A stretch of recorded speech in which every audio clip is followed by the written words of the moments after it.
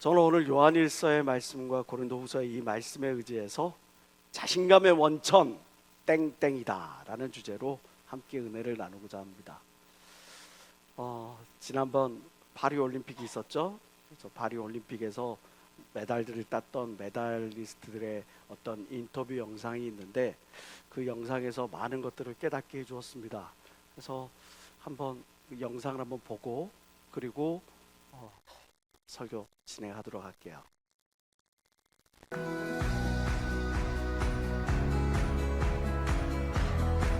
그리고 이번 파리올림픽 김혜지 선수는 인도 선수의 0.1점 차로 뒤지고 있는 상황입니다. 10.3이라는 높은 점수를 획득하고 안심하고 있는 인도 선수. 하지만 10.5를 쏴버리면서 역전하는 김혜지 선수. 그 표정이 나와버립니다. 남들이 저를 어떻게 평가하든 신경 쓰지 않는 편이에요. 제 자신이 가장 중요하다고 생각합니다. 저는 그냥 저를 계속 이기고 싶어요. 나만 잘하면 된다는 그녀. 인정한 그 자체네요. 오늘 딴 메달도 이제는 과거입니다. 오늘까지는 즐기지만 내일부터는 다 과거가 되기 때문에 또 새로운 목표를 가지고 또다시 이제 전진하겠습니다. 아시아 선수권, 세계 선수권, 아시안 게임에 이어서 올림픽 개인전 금메달을 따면서 한국 펜싱 선수로는 처음으로 개인전 그랜드슬램을 달성했다고 하더라고요. 좀 어떤 의미가 있을까요? 어떻게 계속 꾸역꾸역 오다 보니 이렇게 그랜드슬램 가게 됐는데 일단 펜싱 선수 중에서도 많이 없다고 하더라고요. 일단 진짜 너무 영광스럽게 생각하고 진짜 이 그랜드슬램으로 끝이 아니고 앞으로 더 전진할 수 있는 보상하게 되겠습니다. 몸 푸는데 이제 혼자 속으로 생각했거든요. 오늘 뭔가 일 내겠다 싶었어요. 운동 관두고 싶을 정도로 너무 힘들게 했기 때문에 그동안의 혹독한 훈련의 결과라고 보고 저 자신을 믿고 하다 보니까 잘 됐습니다. 제 노력의 결과라고 생각합니다. 올림픽 금메달을 따긴 했는데 저는 예전부터 올해 롱런하는 선수가 되는 게 꿈이었어서 이제 시작이라 생각하고 다음 이제 메이저 대회들 계속 하나하나 차근차근 밀어나가고 싶은 게 제 선수 생활입니다.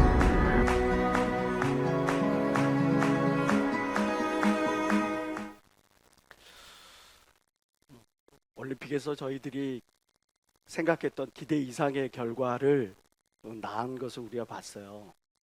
근데 이 친구들의 인터뷰를 보면서 참 다르구나. 저희 세대 때 뭐 1984년, 88년 뭐 LA 올림픽 또 뭐 서울 올림픽 뭐 이런 올림픽들을 했을 때 뭐 금메달을 따면 나 금메달 먹었어 막 울고 아니면 뭐 영광을 누구에게 돌립니다 감사합니다 그러고 막 그러는데 금메달 따는 친구들이 하나같이 뭐 당연히 딸 것처럼 따야 할 것을 딴 것처럼 그리고 뭐 내가 이거 금메달이 아니어도 은메달이어도 나는 만족해 그 동메달이어도 난 열심히 했어 이렇게 하는 그런 모습들을 보면서 야, 이 친구들은 도대체 어떻게 해왔길래 훈련을 해봤길래 또 어떻게 살아왔길래 이렇게 자신감이 이렇게 넘치는가 보면 이런 친구들이 MZ세대라 그러나 제가 자라왔던 시대하고 좀 달라져서 그러나 그런 같은 동시대를 살아가는 여러분들을 보면 표현하는 것도 그렇고 많은 것들이 달라요. 궁금했어요. 저들의 그 자신감은 어디서 나오는 걸까?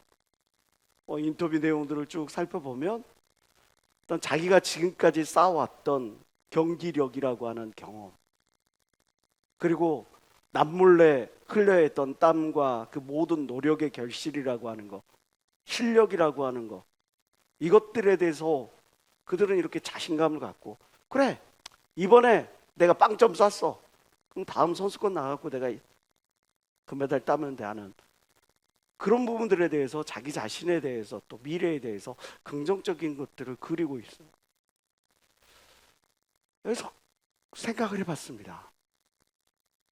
만약 우리 크리스찬들이 자신감을 가져야 한다면 자신감 있게 살아가야 한다면 하나님은 이 땅을 지배하고 정복하고 다스리려 가라고 우리에게 말씀하고 계시는데 그렇다면 우리에게 있어서 자신감의 원천은 무엇이 돼야 될까? 이 친구들처럼 남다른 노력을 했기 때문에 난 당연히 보상받아야 된다? 또 내가 이런 시험, 저런 역경, 저런 환난을 다 경험했기 때문에 남다른 경험을 갖고 있기 때문에 나는 당연히 하나님께서 나를 축복해 주실 것이라고 하는 그런 다양한 경험일까? 아니면 내가 남들이 갖고 있지 않는 어떤 스펙을 갖고 있고 라이센스를 갖고 있고 그런 것들이 있으니까, 그런 실력이 있으니까 당연히 나 모든 것들이 앞으로 내일 잘 나가, 내가 제일 잘 나가 외치면서 이렇게 할 수 있을까? 크리스찬에게 있어서 자신감의 원천은 뭐가 되어야 될까? 오늘 본문 말씀 우리에게 그 해답을 우리에게 알려줍니다. 대저 하나님께로서 난 자마다 세상을 이기느니라. 세상을 이김은 이것이니 우리의 믿음이니라. 우리가 이 땅을 지배하고 정복하고 다스려 갈 수 있도록 하나님이 우리에게 만들어 주신 것은 우리가 하나님을 믿는 그 믿음 안에서 그 모든 것들을 가능하게 만들었다는 거예요. 어떤 남다른 실력이 있어서 내가 쌓은 어떤 스펙이 있고 경험이 있고 모든 것들을 통과한 그런 것들이 있었으니까 내가 이거는 당연히 나에게 주어지는 보상인 것처럼 우리에게 주어지는 게 아니야. 나는 그동안 물질 심었어. 보이지 않는 것에서 헌신했어. 정말 최선 다했어. 그러니까 당연히 이게 주어지는 거라고, 우리에게 그게 아니라 하나님을 믿는 믿음 안에서 그 모든 것들이 이루어진다고 오늘 본문 말씀이 약속한 걸 믿는 사람만 박수며 하나님께 원드립니다.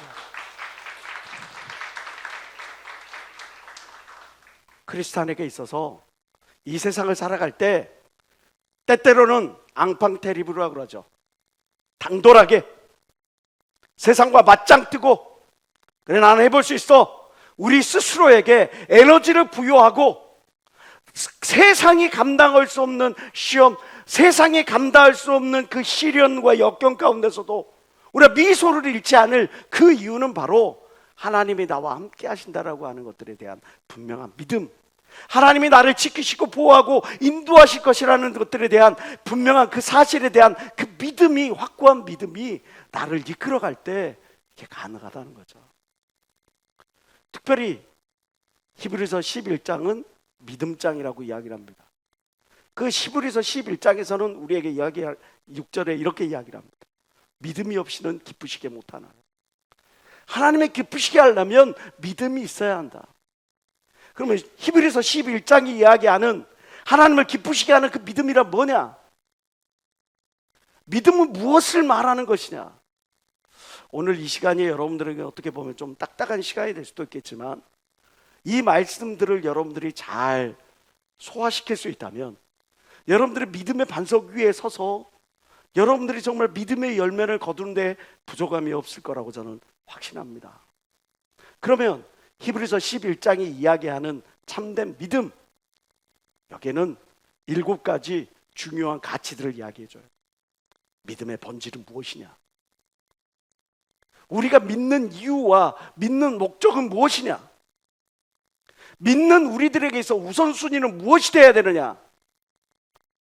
당신이 크리스찬이라고 하는데 그 크리스찬을 증명할 것은 무엇이냐? 수단은 무엇이냐?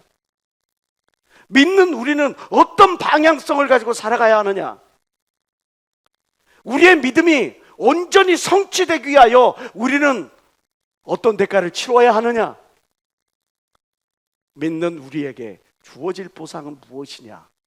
라고 하는 이 7가지 주제가 히브리서 11장에 우리에게 하나님을 기쁘시게 하는 믿음으로 다가오는 거죠. 그럼 우리가 하나씩 하나씩 좀 더 깊이 있게 한번 살펴볼게요. 믿음의 본질은 무엇일까? 믿음이란 무엇이냐? 우리가 믿음이 무엇이냐에 대해서 분명한 자각이 없으면, 믿음의 본질을 알지 못하면 흔들립니다. 흔들리는 게 갈대고 여자의 마음이 갈대라고요? 아니에요. 믿음 없는 사람의 마음이 갈대와도 같아. 어떤 이는 굳건한데 어떤 이는 환난 앞에, 시련 앞에 자꾸 흔들려. 그것은 뭐냐? 그 이유는 뭐냐? 믿음의 본질을 분명히 하지 못했기 때문에. 그러면 믿음의 본질이 뭐냐? 하나님의 존재를 인정하는 것이다. 따라서 합시다. 하나님의 존재를 인정하는 것이다. 제 딸이 전도를 했어요. 한 달 용돈이 2만 원, 3만 원을 받았었어요. 그걸 갖고 친구의 그 교통카드에다가 그 돈을 11조를 떼고 고스란히 친구 교통카드에다 그 돈을 넣어주고 그 친구를 교회를 데리고 나오게 하는 거예요. 매주마다 노량진 교육관으로 그 친구를 데리고 오는 거예요. 88체육관으로 데리고 오는 거예요. 몇 달을 거의 1년 가까이 그 친구를 데리고 수련회 때까지 그 친구를 데리고 왔어. 근데 그 친구가 어느 날부터 안 보여요. 제가 딸에게 물어봤어요. 예윤아, 지난번에 그렇게 열심히 전도해가지고 했던 친구 왜 안 오니? 교통비가 부담돼서 그러니? 아빠가 더 채워줄까? 했더니 하는 이야기가, 아니 중고등부를 갔는데 이현숙 목사님 설교도 너무 좋고 2부 프로그램도 너무 재밌고 거기서 지져먹고 막 볶아 먹고 하는 그 모든 것들이 너무 좋은데 하나님이 믿어지지가 않아. 하나님이 살아계시다고 하는데 그 하나님이 믿어지지가 않아. 그래서 어렵게 시간을 내서 이렇게 왔는데 친구가 교통카드에다가 충전해 주니까 몸만 오면 되는데 오기가 힘들어. 그래서 발걸음을 끊었다는 거죠. 성경 우리에게 이야기합니다. 데살로니가후서 3장 2절을 통해 우리를 무리하고 악한 자들에게서 건지옵소서. 믿음은 모든 사람의 것이 아니에요. 믿음은 모든 사람에게 주어진 하나님의 은혜가 아니라는 사실을 데살로니가후서는 우리에게 이야기해 주고 있어요. 에베소서 2장 8절은 그래서 이렇게 이야기합니다. 너희가 그 은혜를 인하여 하나님의 십자가의 그 은혜, 예수 그리스도의 그 십자가의 그 은혜로 인하여 믿음으로 말미암아 구원을 얻었나니 이것이 너희에게서 난 것이 아니야. 너희 안에서 믿어진 것이 아니라 하나님의 은혜로 우리에게 주신 선물이라고 기록된 걸 믿는 사람만 아멘 하시기 바라요.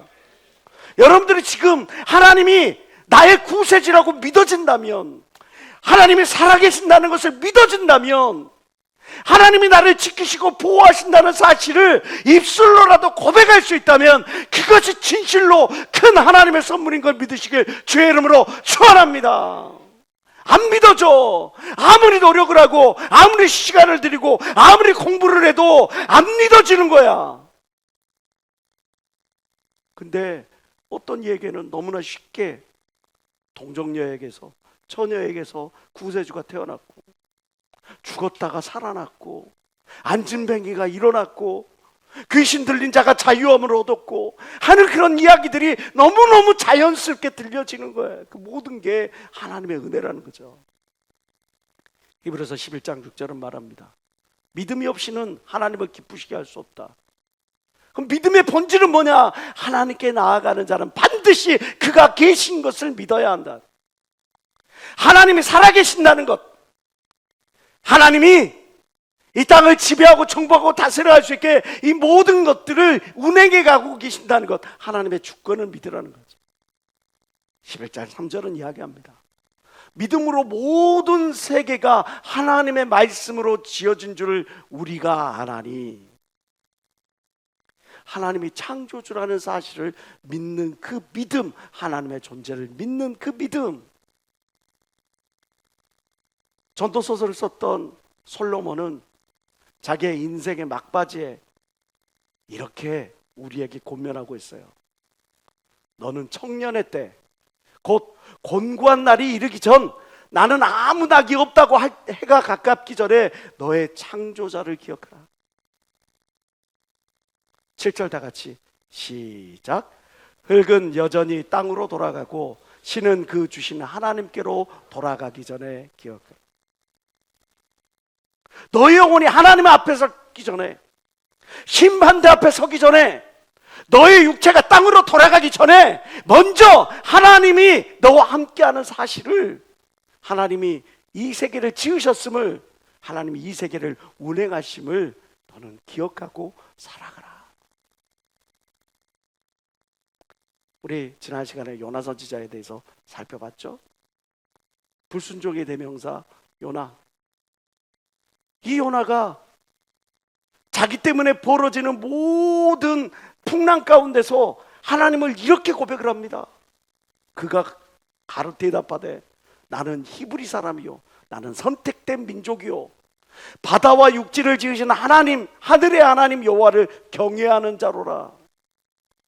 이 세계 우주 만물을 창조하신 그 하나님을 경외하는 사람이다. 그래 놓고 그의 행동은 어떻게 했다고요? 하나님이 명령하는 니느웨로 가지 아니하고 다시스로 도망하는 거예요. 나는 하나님이 선택한 사람이라고 고백해놓고 하나님의 뜻을 정면에 거스리는 거예요.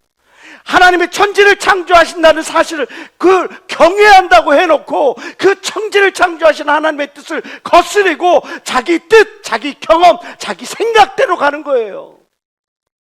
신앙 고백과는 너무나 다른 삶을 살다가는 저 요나, 우리는 어떠냐 이거죠. 나는 정말 내 믿음대로 살아가는가? 믿음의 본질, 하나님의 존재를 인정해. 너의 길을 여호와께 맡기라. 그러면 그가 그 모든 길을 평탄의 길로 인도하시리라. 잠언 5장 21절에 대저 사람의 모든 길은 여호와의 눈앞에 있나니 그가 그 모든 길을 평탄케 하시리라. 여러분들의 모든 길을 평탄케 하시리라. 그런데 그 하나님께 내 길을 맡기지 않아. 그 하나님께 내 뜻을, 하나님의 뜻을 구하지 않아. 하나님의 뜻을 알려고 하지 않아. 이게 정말 믿음 있는 사람의 자세일 것까? 믿음의 본질, 그것은 하나님의 살아계심을 인정하는 겁니다.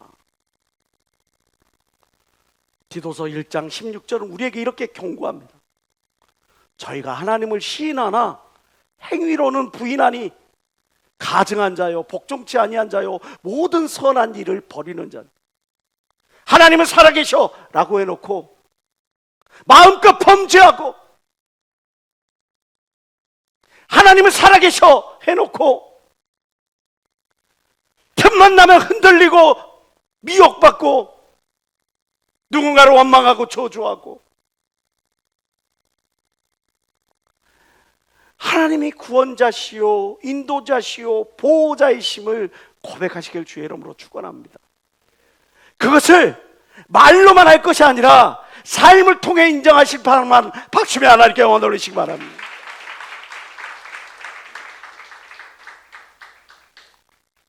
하나님 도와주세요 라고 말로 할 게 아니라 그 도와주시는 그 하나님을 믿는 마음으로 살아가는 것, 이게 믿음의 본질이라고 하는 거죠. 두 번째, 히브리서 11장은 우리에게 말합니다. 우리는 믿는 그 이유, 우리가 믿는 그 목적은 무엇인가? 우리는 왜 하나님을 믿습니까?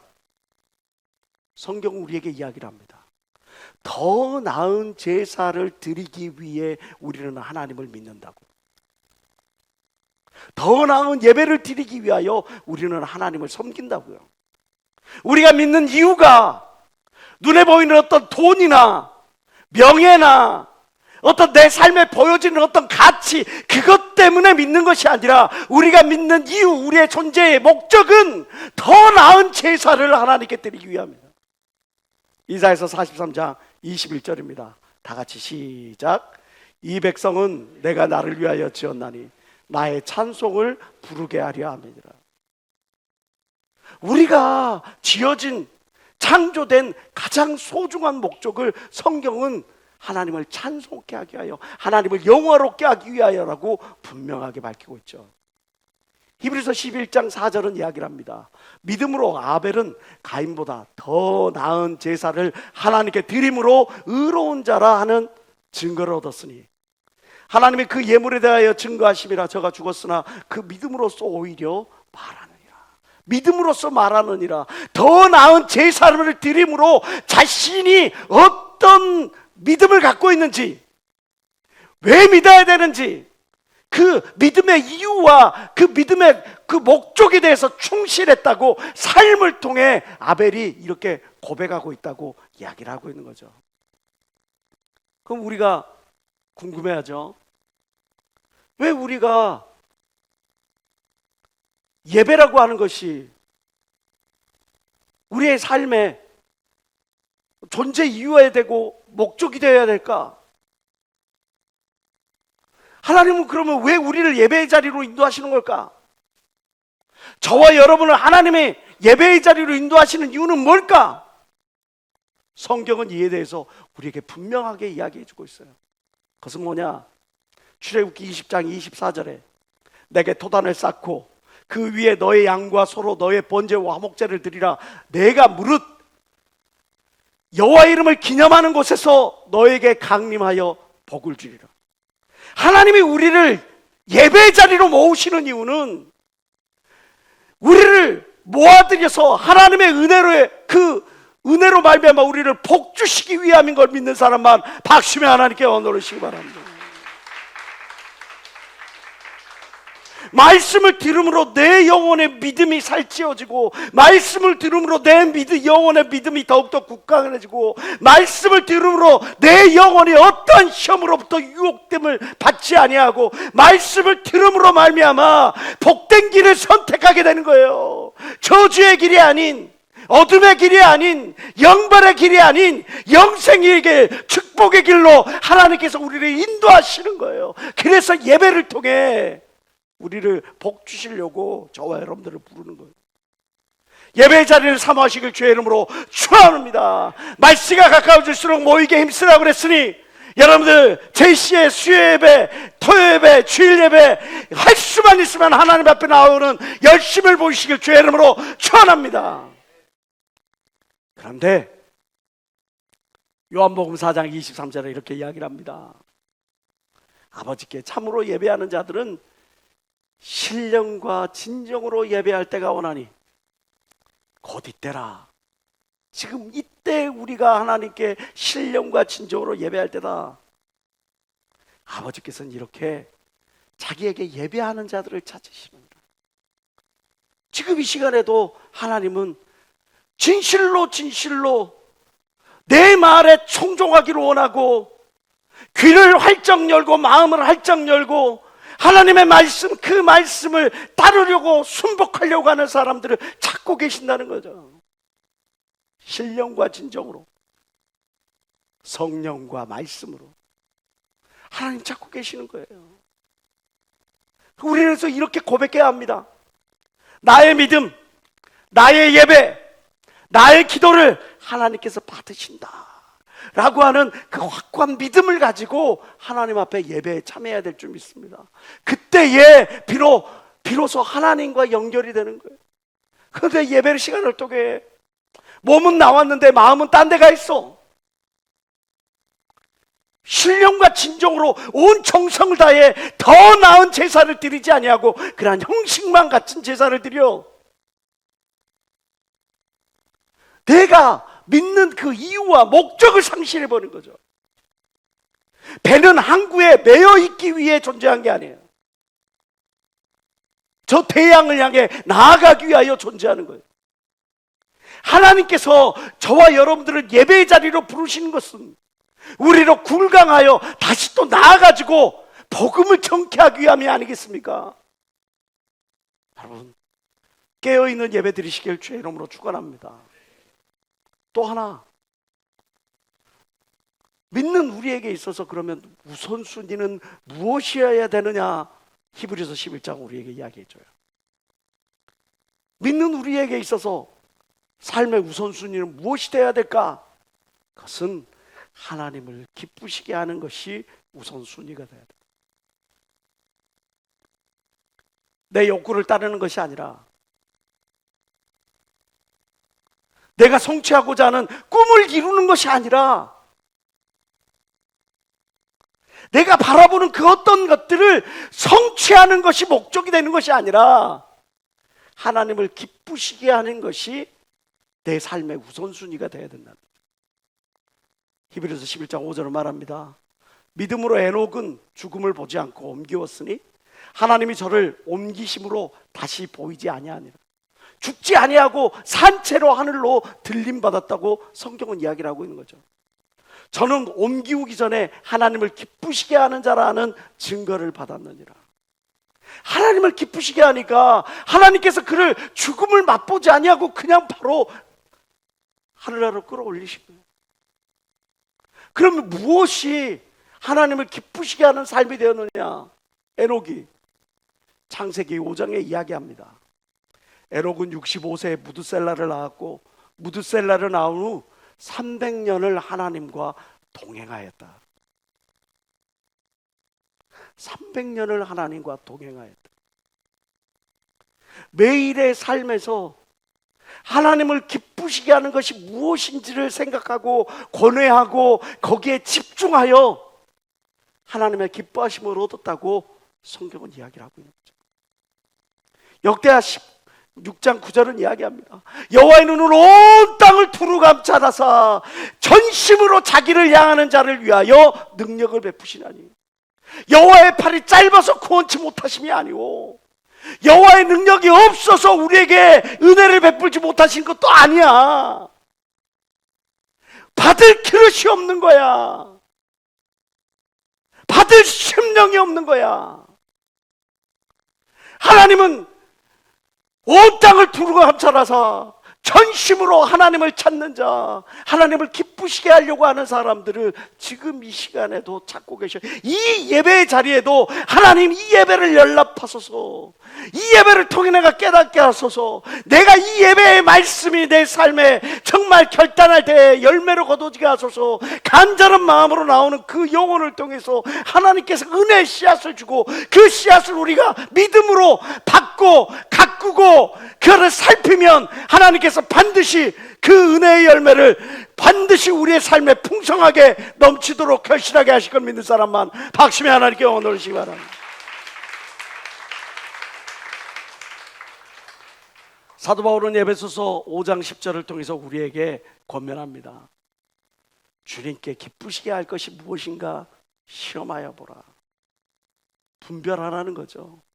생각하라는 거죠. 오늘 하루를 살아가면서도 내가 선택의 갈림길에 있어서도 참 지극히 작은 것 하나에도 우리는 선택의 순간이 있죠. 짜장면을 먹을 것인가, 짬뽕을 먹을 것인가. 그쵸? 저는 지난번에 영광 형제랑 같이 식사를 하게 될 때 참 감사하면서도 섬뜩하기도 하고 그랬어요. 영광 형제를 처음 만났을 때 그 친구가 식사를 하려고 그러는데 전날 꿈꾼 이야기를 해주는 거예요. 전날 꿈을 꿨는데 하나님이 그러시더래요.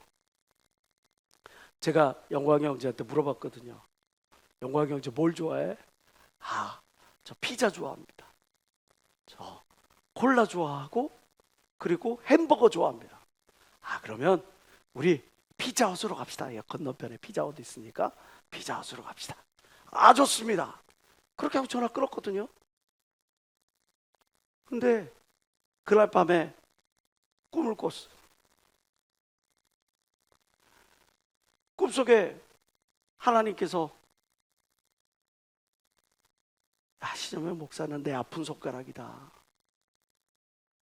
그러니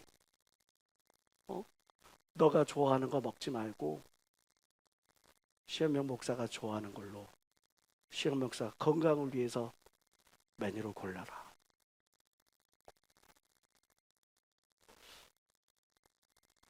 그렇게 해서 저 위에 있는 식탁에서 고기를 먹게 됐어요.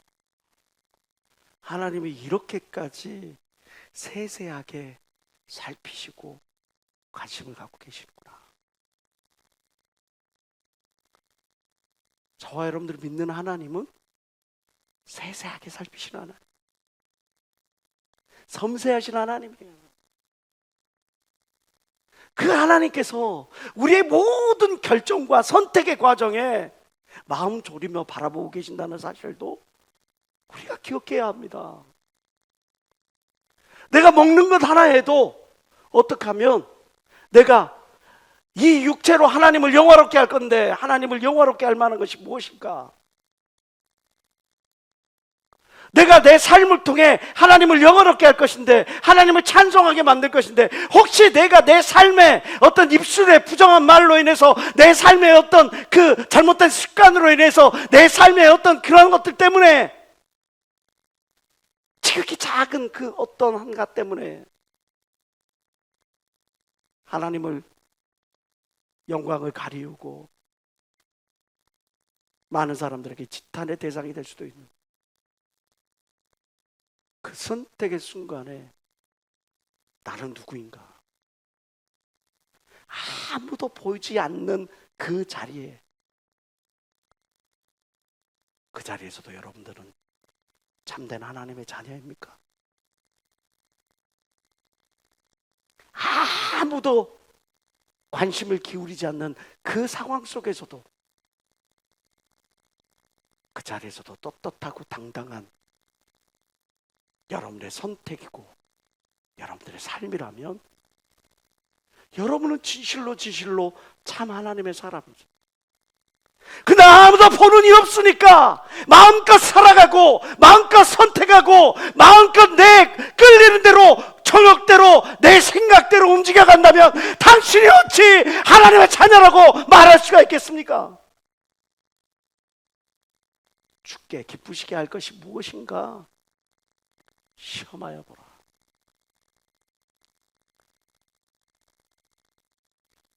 옛사람을 벗어버리고 새 사람을 입는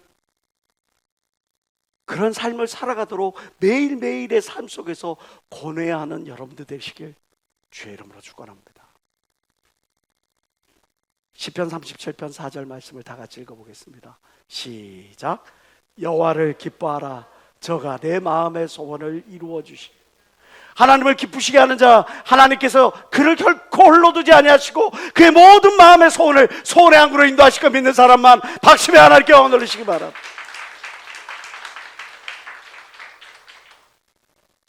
히브리서 11장은 또한 우리에게 너가 과연 믿음이 있느냐, 믿음이 없느냐, 너의 믿음은 참 믿음이냐, 거짓된 믿음이냐, 너의 믿음은 14K냐 18K냐 24K 정금이냐, 그것들을 증명할 수단이 무엇인지를 우리에게 이야기해 줍니다. 그것은 뭡니까? 내 믿음이 참 믿음이고 내 믿음이 정말 정금과 같은 믿음이라는 것을 증명해 줄 수단이 뭡니까? 그것은 바로 어떤 상황, 어떤 환경에도 개의치 아니하고 하나님의 말씀에 절대 순종하는 절대 순종이 바로 나의 믿음의 가치를 증명해 주는 거죠. 히브리서 11장 7절부터 8절은 이야기합니다. 믿음으로 노아는 아직 보지 못하는 일에 경고하심을 받아 경외함으로 방주를 예비하였습니다. 앞으로 하나님께서 물로 세상을 심판하신다라고 하는 그 경고의 말씀을 들었음에 그냥 대충 얼렁뚱땅 설렁설렁 준비한 게 아니라 무려 120년 동안을 무던히 그 일을 믿음으로 경외하는 마음으로 흐트러짐 없이 준비하고 있어요. 절대 순종. 8절에 아브라함은 이렇게 이야기합니다. 믿음으로 아브라함은 부르심을 받았을 때 순종하여 장래 기업으로 받을 땅에 나갈 때 갈 바를 알지 못하지만 묵묵히 나아갔어. 그 결과가 어떻게 될지 모르지만 묵묵히 나아갔어. 저와 여러분, 당신 크리스찬이야? 말할 때 배지로 나는 크리스찬입니다 이야기하실 겁니까? 아니면 목에다 달고 있는 십자가 목걸이로 난 크리스찬입니다 이야기하실 겁니까? 아니면 차에다 붙여놓는 익투스 마크를 가지고 나는 크리스찬입니다 라고 이야기하실 겁니까? 여러분들의 말과 행실로, 선한 행실로 당신이 하나님의 자녀임을 증명하시길 주의 이름으로 축원하시길. 증명의 수단은 오직 하나, 하나님의 말씀에 절대 순종하는 것. 사무엘상 15장 22절 너무나 잘 알죠. 사무엘이 가로되 여호와께서 번제와 다른 제사를 그 목소리 순종하는 것을 좋아하심같이 좋아하시겠나이까? 아무리 많은 물질을 드리고 아무리 멋들어진 어떤 형식을 갖춰서 제사를 드린다고 해서 그것이 하나님이 기뻐하시겠습니까? 하나님이 진심으로 기뻐하는 것은 순종하는 겁니다. 하나님의 말씀 앞에. 순종에는 세 가지 절대 조건이 있죠. 그건 뭐냐? 상황 따라 순종하는 것 아니죠. 입맛 따라, 입맛대로 골라서 순종하고, 이것은 아멘, 이거 아니면 가감해서 이 정도만 했으면 뭐 됐지. 아이고 90점만 맞아도 수미양가 수 주는데, 수능에서도 1등급 주는데 이 정도까지만 하면 됐지. 가감하는 것 아니죠. 참된 순종에는 세 가지 조건이 따르죠. 즉시 순종해야죠. 온전히 순종해야죠. 골라가는 것이 아니라 다 따라가야죠. 성실히 순종해야죠. 내가 할 수 있는 최선을 다해야죠. 전 사실 이번 주 수요일에 학생처장에게 문자를 보냈습니다.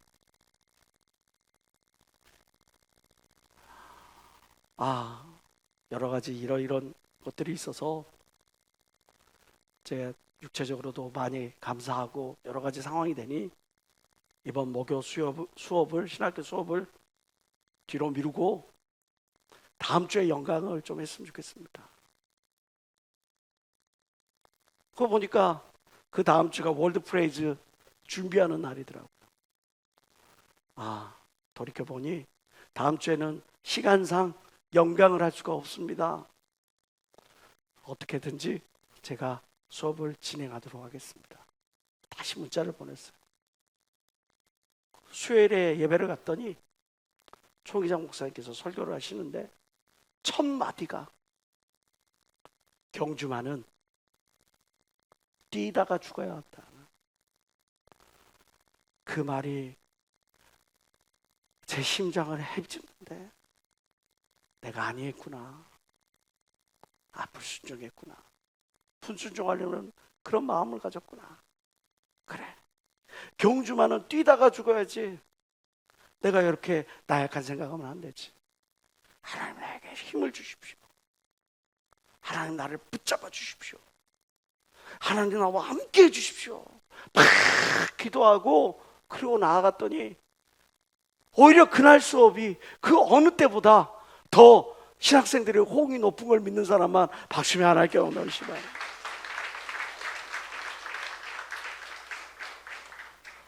이것만큼은 안 돼. 나의 자존심이 허락이 안 돼. 이것만큼은 안 돼. 나의 사정이 허락이 안 돼. 이것만큼은 안 돼. 내 상황이 이러니까 안 돼. 라고 하는 것들이 아니라 그러함에도 불구하고 하나님의 뜻을 이루기 위하여 내가 내 생각을 버리고 내 상황을 이렇게 돌아보지 아니하고 오로지 하나님의 뜻을 온전히 이루고자 할 때 하나님께서 더 역사하실 거예요. 하나님이 지혜 있는 자를 쓰십니까? 하나님이 물질이 있는 자를 쓰십니까? 하나님이 조건을 갖추고 있는 자를 쓰십니까? 아니요. 성경은 어리석은 자를 쓰고 가난한 자를 쓰고 병든 자를 쓰고 나약한 자를 쓴다고. 왜 그럽니까? 그를 통해 하나님이 모든 것을 완전케 하시고 그를 통해 하나님께서 그 모든 것들을 성취하시니 사람을 의지할 것이 아니라 너 자신을 의지할 것이 아니라 너가 갖고 있는 어떤 배경을 의지할 것이 아니라 오직 하나님만을 의지하라고 하나님께서 그렇게 인도하신 거 아니겠습니까? 하나님을 믿고 의지하는 마음으로 내게 주어진 모든 조건들에 환경에 개의치 않고 하나님의 말씀 앞에 절대 순종할 줄 아는 저와 여러분 되시길 주의 이름으로 축원합니다. 이게 참된 순종.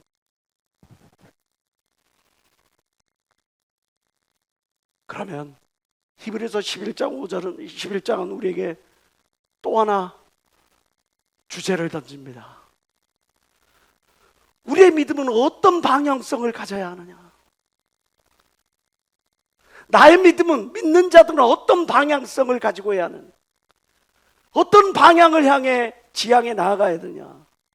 그 방향성에 대해서 성경은 우리에게 거룩한 비전을 소유하라고 이야기를 합니다. 내가 무엇을 향해 가야 되느냐?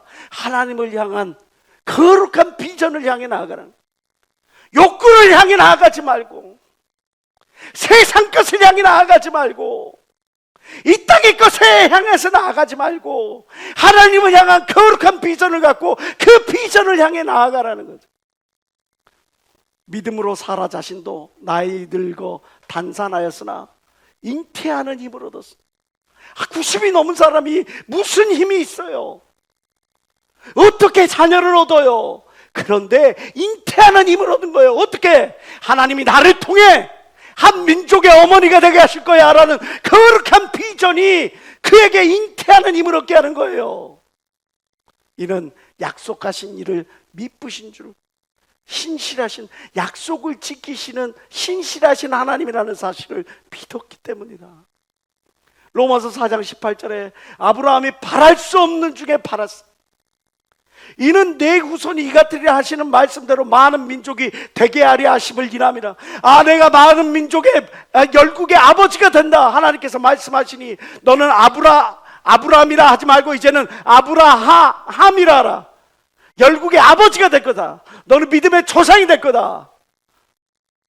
바랄 수 없는 중에 그 사실을 믿고 그 거룩한 꿈을 꾸는 거예요. 아니, 자식이 하나라도 있으면 말을 안 해. 아내가 나이라도 젊으면 말을 안 해. 자기 자신이 건강하기라도 하면 말을 안 해.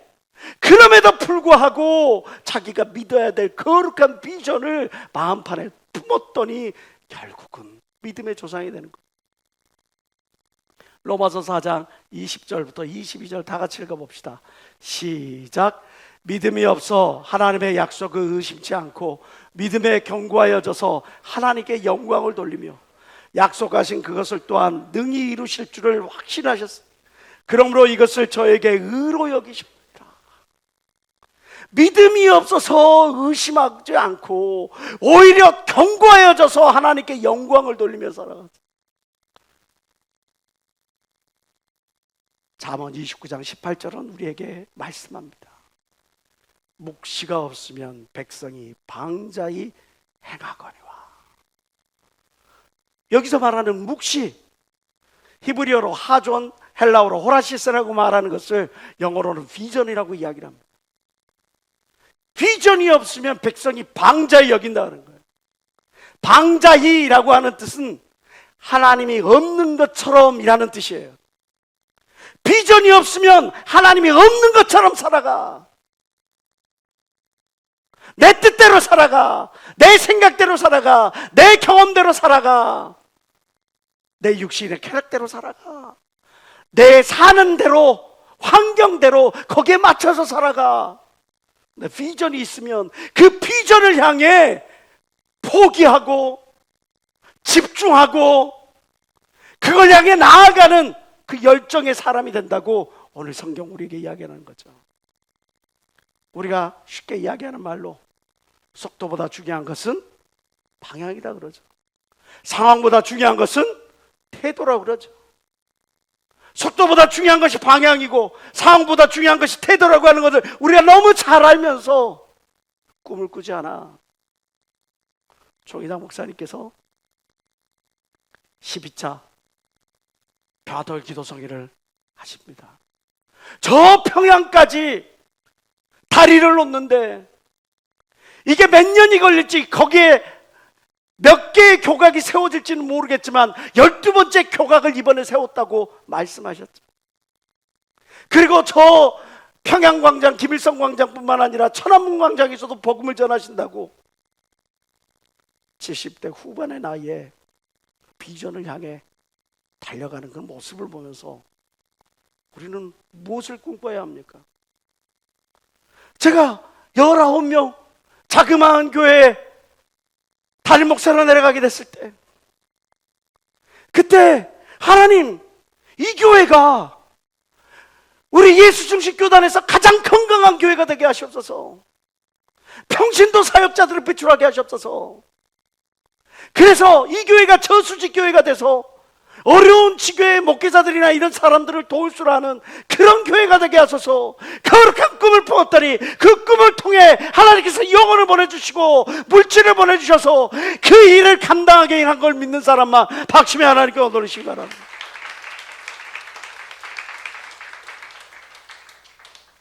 연약하고 부족하고 아는 것도 빈약한 저에게 하나님께서 교육부서에 또 청년부에 여러분들을 만나게 하셨어요. 하나님께 구합니다. 하나님, 내가 여기 왔습니다. 내가 무슨 꿈을 꿔야 합니까? 이 교단 다음 세대들을 준비시켜야 되겠구나. 허리 세대를 만들어야 되겠구나. 미래 세대를 만들어야겠구나. 그래서 하나님이 살아계심을, 하나님이 함께 하심을, 능력의 복음이 태가 끊어지는 일이 없도록 허리를 더 튼튼하게 해야겠구나. 무장시켜야 되겠구나. 하나님, 내가 그 일을 감당할 수 있게 하나님 지혜를 주시고 능력을 주시고 셈을 허락하시고 돕는 자들을 붙여주시옵소서 했더니 이렇게 많은 영혼들이 나와 그 일을 감당하게 된 걸 믿는 사람만 박수며 하나님께 얻어주시기 바랍니다. 지금 이 자리에 있는 여러분들이요, 묻습니다. 여러분들은 하나님을 위하여 어떤 거룩한 비전을 가지고 계십니다? 있습니까? 지금 이 자리에 나온 여러분들에게 묻습니다. 지금 이 자리에 여러분들은 하나님을 감동시킬, 하나님의 보좌를 흔들 그 어떤 비전을 가지고 하나님께 부르짖습니까? 그 부르짖음이 하나님을 상달한, 하나님께 상달되며 반드시 하나님의 놀라운 역사의 주인공, 명예의 전당에 들어가게 될 줄 믿습니다. 오늘 히브리서 11장은 우리의 믿음의 방향성은 어떠해야 하느냐, 믿는 사람들의, 크리스찬들의 인생의 방향성은 어때야 되는가, 거룩한 비전을 소유하라 라고 우리에게 이야기를 하는 거죠. 그러한 우리에게 믿음은 어떻게 성취되는가 질문을 던집니다. 그런 거룩한 방향성, 그럼 어떻게 성취되는가? 그것은 우리의 거룩한 포기를 통해서 성취됩니다. 거저어진 것이 아니라 거룩한 포기를 통해서 이루어진다는 거죠. 믿음으로 모세는 장성하여 바로의 공주의 아들이라 칭함을 거절하고 도리어 하나님의 백성과 함께 고난받기를 잠시 죄악의 낙을 누린 것보다 더 좋아하고 그리스도를 위하여 받는 능력을 애굽의 모든 보화보다 더 큰 재물로 여겼으니 이는 상주심을 바라봅니다. 자기의 위치를 포기하는 겁니다. 마가복음 10장에 예수께서 가라사대 내가 진실로 너희에게 이르노니 나와 및 복음을 위하여 집이나 형제나 자매나 어미나 아비나 자식이나 전토를 벌인 자는 30절 다 같이 시작. 금세에서 집과 형제와 자매와 모친과 자식과 전토를 100배나 받되 핍박을 경험하여 내세 영생을 받지 못할 자가 없느니라. 마태복음 13장은 우리가 잘 아는 진주 비유입니다. 천국은 마치 좋은 진주를 구하는 장사꾼과 같으니 극히 값진 진주를 만남에 가서 자기의 소유를 다 팔아 그 진주를 샀느니라. 천국은 값진 진주, 그 값진 진주를 소유하기 위하여 내가 갖고 있는 모든 것들을 다 포기하고 그리고 그 값진 진주의 소유자가 되는 거죠. 죽기까지 신앙의 가치를 위해 싸웠던 많은 사람들에 대한 이야기가 성경은 많이 나옵니다. 저와 여러분들은 죄와 싸우되 피 흘리기까지 싸우지도 아니하였고 복음을 전할 때 복음을 위하여 핍박과 수욕을 당하지도 아니하였고 그리스도의 남은 고난을 우리의 육체에 온전히 채우지도 아니하였는데 내가 과연 믿음이 있노라, 내가 믿는 이 믿음을 온전히 성취할 수 있노라 이야기할 수가 있겠습니까?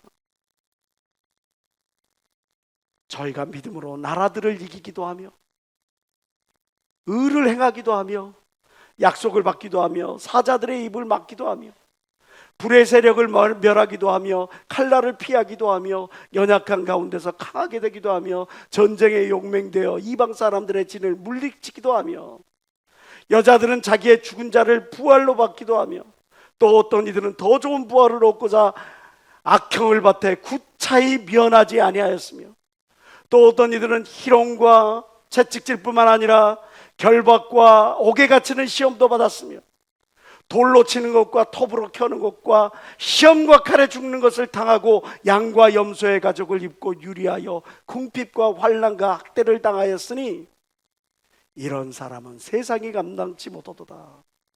저희가 광야와 산중과 아멸과 토굴에 유리하였더라.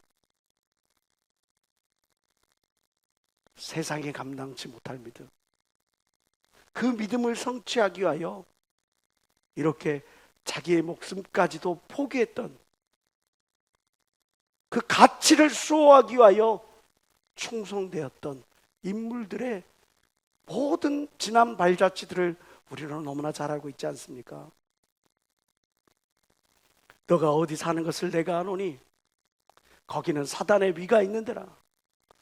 너가 내 이름을 굳게 잡아서 내 충성된 증인 안디바가 너희 가운데 곧 사단에 거하는 곳에서 죽임을 당할 때에도 나를 믿는 믿음을 저버리지 아니하였느라. 안디바는 죽음을 당할 때야죠. 절절 끓는 기름가마에 온몸이 던져져서 거기에서 튀겨 죽는 그런 고통을 당하면서도 하나님을 믿는 그 믿음을 저버리지 아니하였다. 너가 죽도록 충성하라. 그리하면 내가 생명의 면류관을 너에게 주리라. 내게 주어진 모든 기회들에 감사하세요. 충성할 기회들에 감사하세요. 그걸 다른 사람한테 토스하지 마세요. 기도해야 할 기회가 주어졌을 때 다른 사람한테 토스하지 마세요. 작정 기도에 나오세요. 헌신할 기회가 주어졌을 때 다른 사람한테 토스하지 마세요. 충성한 기회가 주어졌을 때 다른 사람한테 토스하지 마세요. 하나님이 여러분들에게 십자가를 내밀 때 그것을 온전히 여러분의 것으로 받아 지는 삶을, 십자가를 지는 삶을 살아가시길 주의 이름으로 축원합니다. 그럼 믿는 자에게 주어질 보상은 뭘까요? 우리는 너무나 잘 알죠? 심은 대로, 행한 대로, 일한 대로 하나님께서 보상하신다고 성경은 이야기를 합니다. 전도서 12장 14절입니다. 하나님은 모든 행위와 모든 은밀한 일을 선악간에 심판하시느니라. 마태복음 16장 27절에 인자가 아버지의 영광으로 그 천사들과 함께 오리니 그때 각 사람의 행한 대로 갚으리라. 요한계시록 22장 12절에 보라 내가 속히 오리니 내가 줄 상이 너에게 있어 각 사람에게 그의 일한 대로 갚아주리라. 행한 대로, 일한 대로, 그리고 심은 대로. 마태복음 10장 42절입니다. 다 같이 시작. 또 누구든지 제자의 이름으로 이 소자 중 하나에게 냉수 한 그릇이라도 주는 자는 내가 진실로 너희에게 이르노니 그 사람이 결단코 상을 잃지 아니하리라. 여러분들이 기회가 있어서 단에서 찬양할 기회가 있습니까? 상을 잃지 않는, 형제 자매들을, 믿음의 형제들을, 자매들을 대접할 기회가 있습니까? 상을 잃지 않는 거예요. 하나님의 일을 위하여 그 전도의 자리에 여러분들이 부름을 받았습니까? 초청을 받았습니까? 상을 잃지 않는 거예요. 지극히 작은 셀장이다, 팀장이다, 부장이다, 어떤 것들을 받았습니까? 그거를 위해 여러분들이 죽도록 충성하면 결단코 상을 잃지 않는 걸 믿는 사람만 박심의 하나님께 원으로 시기 바랍니다. 근데 받았는데 그냥 그게 명예야? 사람들한테 내 보일 어떤 마패야? 하나님께 받았는데 사람에게 받은 것이라고 착각을 하고 사람에게 충성하고 아니면 사람에게 그냥 불충성하고 하는 그런 모습들을 보여. 그런 이에게 제대로 보상이 따를 수가 있겠는가? 갈라디아서 6장은 우리에게 경고합니다. 스스로 속이지 마라. 하나님은 만으로 여김을 받지 아니하시니 사람이 무엇으로 심든지 그대로 얻으리라. 자기 육체를 위하여 심는 자는 육체로부터 썩어질 것을 거두고 성령을 위하여 심는 자는 성령으로부터 영생을 거두리라. 9절 다 같이 시작. 우리가 선을 행하되 낙심하지 말지니 피곤하지 아니하면 때가 이름에 거두리라. 반드시 거두게 하실 줄 믿습니다. 오늘 우리는 참된 믿음이라 무엇인지에 대해서 히브리서 11장이 전하는 이 7가지의 메시지를 들었습니다. 믿음의 본질이란 하나님이 살아계시고 그 하나님이 나를 지키시고 보호하시고 인도하신다는 그 사실을 믿는 거예요. 우리가 믿는 그 이유, 목적은 하나님께 더 나은 제사를 드리기 위함이에요. 우리의 믿는 자들의 우선순위는 하나님을 기쁘시게 하는 것이 되어야 돼요. 우리가 정말 참 믿음을 소유했는지에 대한 어떤 증명할 수 있는 수단은 그것은 내가 하나님의 말씀 앞에 절대적으로 순종하고 있느냐라고 하는 것들을 통해 우리의 믿음의 가치가 증명돼요. 우리의 믿는 자들의 방향은 내가 어떤 비전을 소유하고 있느냐라고 하는 것들을 통해서 나타나죠. 우리의 믿음이 성취되는 것은 거룩한 포기를 통해서 성취됩니다. 그러한 자들을 하나님께서 뿌린 대로 심은 대로 행한 대로 보상하신다. 이게 바로 히브리서 11장이 우리에게 전하는 믿음이란 무엇인가에 대한 설명입니다. 그런데 누가복음 18장 8절은 우리에게 이런 질문을 던집니다. 다 같이 읽어봅시다. 시작. 그러나 인자가 올 때 세상에서 믿음을 보겠느냐? 주님의 재림 때 이 땅에 믿음 있는 자가 있는가? 지금 예배드리고 있는 저와 여러분들에게 하나님께서 여러분들의 심령을 바라보시면서 저는 나를 믿는다 고백하면서도 입으로는 고백하는데 삶으로는 부인하는구나.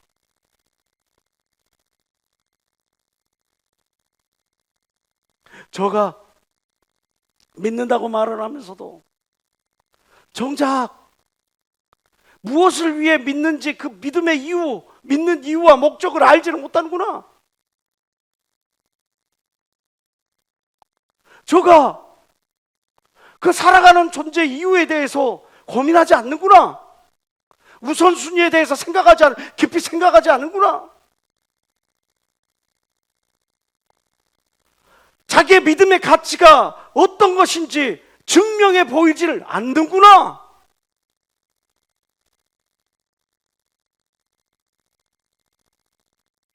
그렇다면 어떡합니까? 마가복음 9장에 한 벙어리 귀신 들린 자기 아들을 데리고 아버지가 찾아옵니다. 자기 아들을 고쳐달라고 이야기를 하는데 제자들은 그걸 고치지 못합니다. 벙어리 귀신 들린 것뿐만 아니라 간질 귀신까지 있었는지 그냥 넘어지면 거기에 거품을 물고 막 거기에서 팍 그렇게 해가지고 점점 파리해가는 자기 아들을 보면서 예수님이 오시니까 예수님을 붙잡고 물어봅니다. 예수님께 하나님 할 수 있거든 내 아들 좀 고쳐주시옵소서. 그러니 예수께서 이르시되 할 수 있거든이 무슨 말이냐? 믿는 자에게는 능치 못함이 없느니라. 그러니까 그 아비가 소리질러 예수께 간절히 구하되 내가 믿나이다 나의 믿음 없는 것을 도와주소서. 내가 믿나이다 나의 믿음 없는 것을 도와주소서. 믿음의 본질이 하나님을 인정하는 건데 내가 믿나이다 내가 믿음이 없는 것을 도와주소서. 그래서 하나님이 나와 함께 하시고 나를 이끄시고 보호하시고 예비하신다는 사실을 금세 까먹습니다. 믿음이 없는 나를 도와주소서. 내 믿는 이유와 목적이 하나님을 기쁘시게 하는 건데, 하나님을 이 더 나은 제사를 드리는 건데, 예배 드리며 사는 것인데, 내가 예배 드리는 삶을 기뻐하고 즐거워하기보다 세상 향락을 추구하는 걸 기뻐했나이다. 내 믿음 없는 것을 도와주소서. 내 삶의 우선순위가 하나님을 기쁘시게 하는 것이어야 되는데, 내가 그것들을 따르지 아니하였고 세상 내 커리어 쌓는 그것만 노력했나이다. 내 믿음 없는 걸 도와주소서. 하나님의 말씀 앞에 순종하지 못하나이다. 내 믿음 없는 걸 도와주소서. 나의 믿음 없는 걸 도와주소서. 나의 연약한 믿음을 도와주소서.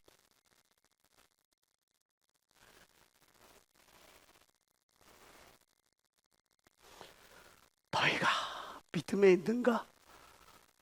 너희 자신을 시험하고 그래 너희 자신을 확증하라. 내가 정말 믿음이 있습니까? 나 몇 점짜리 크리스찬입니까? 가짜는 아닙니까? 대저 하나님께로서 난 자마다 세상을 이기느니라. 세상을 이기는 이김은 이것이니 그것은 믿음이니라. 세상이라고 하는 거대한 유혹, 그 미로와 같은 그 길 위에서 우리는 숱한 선택을 합니다. 나는 정말 믿음이 있는가? 내 자신을 확증해야 되지 않겠습니까? 오늘 성경은 우리에게 하나님을 기쁘시게 하는 참된 믿음을 소유하라고 이야기합니다. 참된 믿음을 소유하는 자는 당당히 세상과 싸워 이길 줄 믿습니다. 하나님은 여러분을 실패자로 부르지 아니하셨습니다. 하나님은 여러분을 쓰레기로 부르지 않으셨습니다. 하나님은 여러분을 루저로 부르지도 아니하셨습니다. 이 세상을 개혁시켜 나갈 거룩한 새로운 물결로, 새로운 세대로 여러분들을 부르셨습니다. 사신 하나님을 강력하게 증거할 새로운 물결이 저와 여러분들이 되어야 될 줄 믿습니다. 기도하시겠습니다. 하나님 아버지, 내가 믿나이다. 믿음이 없는 나를 도와주소서. 하나님 아버지, 내가 믿나이다. 믿음이 없는 나를 도와주소서. 붙잡아 주소서. 우리 시간에 나의 믿음을 돌이켜보고 하나님의 말씀 앞에 바로 설 수 있는 결단하는 시간 되어지기를 원합니다. 주 3차 동서를 기도합니다. 주